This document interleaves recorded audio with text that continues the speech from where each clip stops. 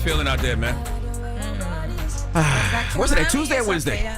Today is Tuesday. Tuesday. Yes. Make sure you go get your tickets for the 3rd annual Black Effect Podcast Festival happening Saturday, April 26th in Atlanta at Pullman Yards, baby. Bang, bang. Okay, if you've been there the last 2 years, you know how we get down. We got Decisions hosting.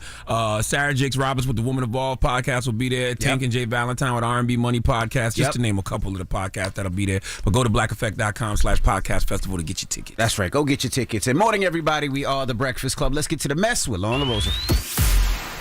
Alrighty, y'all. So, Jay-Z and attorney Tony Busby back at it again. So, a while back in December, Jay-Z had began to sue Tony Busby, who was the attorney that accused him of sexually assaulting the woman who claimed she was 13 back in 2000 after a VMA party with Diddy, right?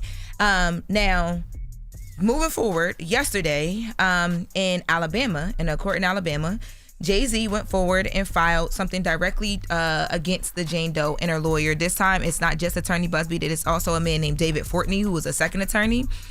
So Jay-Z is saying that the woman admitted to his reps that she made the whole story up. The lawsuit says that she made it up because she was pushed toward going forward with the false story against Jay-Z by her attorneys. Now, Busby is saying that this has no legal merit and that the woman is still standing by her story. He's actually saying that this whole lawsuit that Jay-Z just filed in Alabama is basically another, in his terms, another failed attempt and like a desperate attempt to respond to everything that is happening. He says this new case alleges the same claims as the other one they pieced together and filed in Los Angeles. Like the other one in LA, this new case in Alabama has no legal merit. Sean Carter's investigators have repeatedly harassed, threatened, and something else, this poor woman for weeks, trying to intimidate her and make her recant her story. She hasn't and she won't.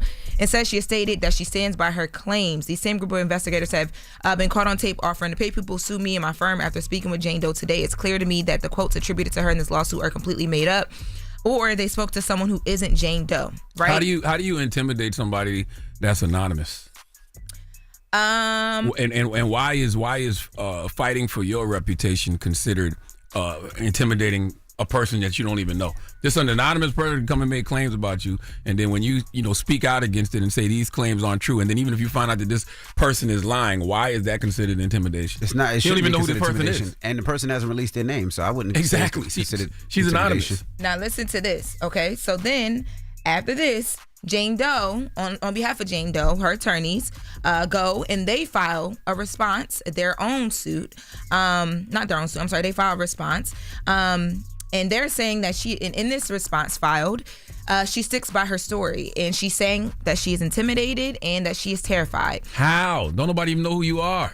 Well, in this new legal doc that was obtained by TMZ, she says that Jay-Z was trying to bully her into saying the accusations are bogus. The woman is claiming that she was recently approached outside of her home and cornered by two people who told her they were investigators working for one of Jay's lawyers. She then claims that people tried to get her to sign an affidavit stating that the rape claims against Jay-Z were false, but she refused. The woman also claims that the alleged investigators asked her if Tony Busby sought her out as a client and offered her money to pursue the false claims against Jay-Z. Both these allegations she has denied in these documents. And she claims the alleged confrontation led her to be intimidated and terrified, wondering how they found her and her identity, and because she had remained anonymous in all of the media reports in the legal proceedings. So she's saying that they found her? Yes. The woman even claims her parents were approached by two investigators asking similar questions about Busby and the rape story.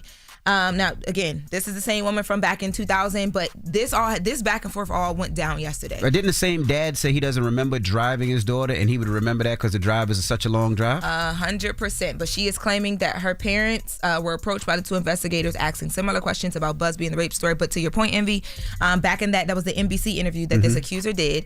Back in that interview, she did. Her father did say that was 5 hours from the home. He would remember picking her up after that incident, and he did not remember. So all of this back and forth, and I don't know where this ends, because it seems like whoever Jay's team spoke to, this woman is completely saying something different when she gets with her attorneys. But I will say that in Jay's filing, they also did ask for her to remain anonymous or whatever because of different like mental things that she's dealing with. Whatever is happening behind the scenes here, I think that this, to me, just an opinion, this woman doesn't seem competent to withstand anything legally, and stories keep changing, and we saw that. We heard her do that in NBC story, so I don't know why anyone wouldn't back off of this. Well, the case has been dismissed already, right? Yeah, that case has been dismissed and it can't be brought back up. But now, because Jay-Z is suing them, you know what I mean, for everything that they took him through, as he should. They're trying to fight back against that. So there's that whole thing. I don't think the case can be brought up as far as assault or sexual assault. But now she's saying something different. Right now, she's saying it's bullying and harassment. Right.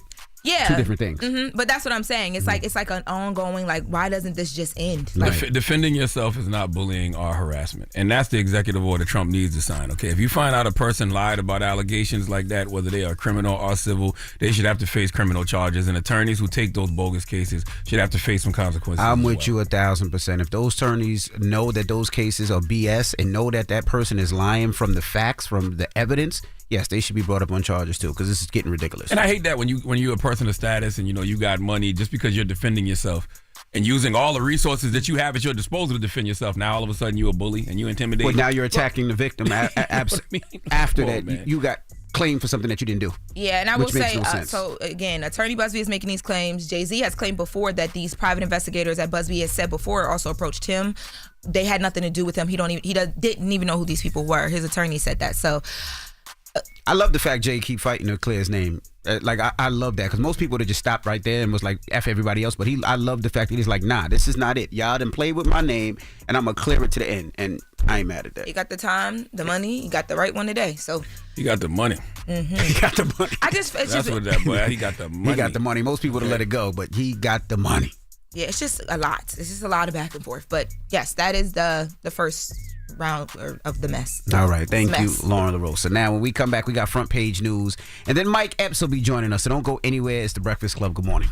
Wake that ass up early in the morning. The Breakfast Club.